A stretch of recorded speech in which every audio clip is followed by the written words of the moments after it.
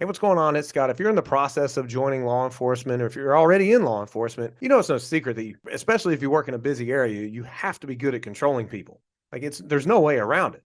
And I know some officers say, well, I've got the taser, I've got the pepper spray. Check out this clip from the documentary Wrist Lock featuring retired police sergeant Mike Bland, who's also a Brazilian Jiu-Jitsu black belt. Right now, I've got a foot here. That's a barrier for me. It allows me to have some space that you're not closing in, okay? I can also strike from here. So if I do find that situation you're standing over me and I'm able to kick and able to launch you back and I see an opportunity to stand up and get some distance, that's what I'm looking at doing. If I try to go ahead and take somebody to custody and just due to my own lack of balance or I fall down or we trip and I end up on the ground, well, I'm on the ground. And I've heard officers say, if I ever end up on the ground, I'm just gonna pull out my gun.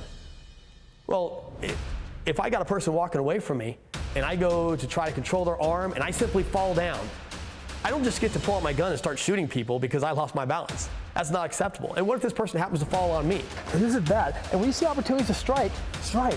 Okay? This is a fight. I have to expect I might get hit.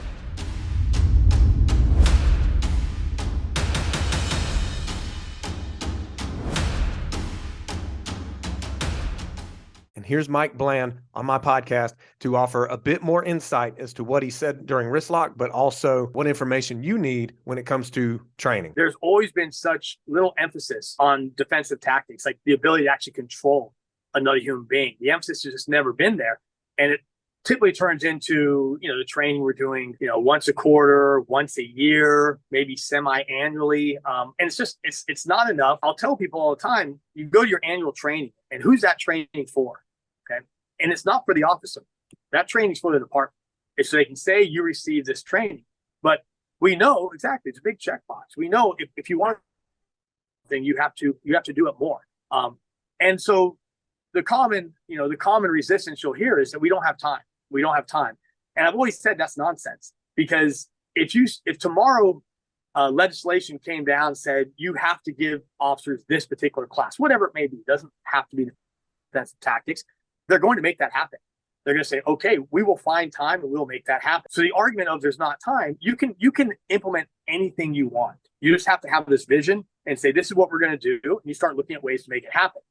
And now the proof is in other departments. There are other departments that are doing this. You look at Mesa, Arizona, Chief Dan Butler up there. He's adopted an entire jiu-jitsu program. And I say jiu-jitsu, but it's a full package. It's weapon defense. It's taking subjects down. It's getting people into custody on the ground. It's defending strikes. So it's not just jiu-jitsu, but we refer to it as police jiu-jitsu as an encompassing program. And they get paid to train on duty every single day. They can accumulate vacation time based on the number of hours they train. So there's time built in every day for them to train. So it can be done because there's departments doing it. But the problem is we need to see this nationwide, and not just nationwide. We need to see this because I was just up in Canada teaching last week. And so they go through the same issues that we're going through here. It can be done.